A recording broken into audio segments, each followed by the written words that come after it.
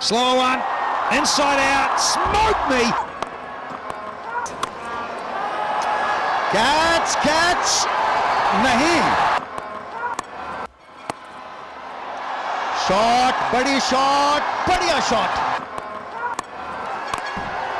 ओहो, लाजवाब shot. PSL 5 की तेज तरीन सेंचुरी कामरान अकमल के नाम हो गई। पेशावर ज़ल्मी के कामरान अकमल ने अपने तजुर्बे को बुरोए कार लाते हुए कोयटा ग्लैडिएटर्स के खिलाफ 101 रन्स की इनिंग्स खेलकर PSL सीजन 5 का सबसे बड़ा स्कोर बना लिया।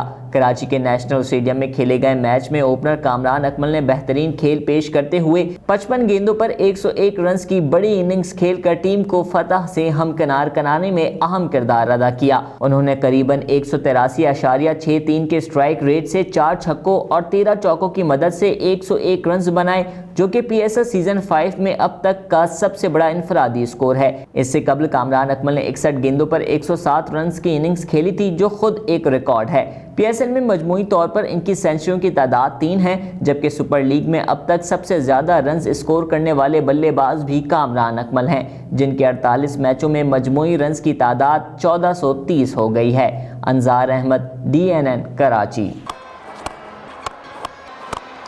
Slow one, inside out, smoke me. Catch, नहीं.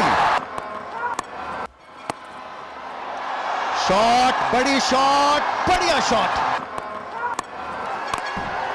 ओहो, लाजवाब शॉट.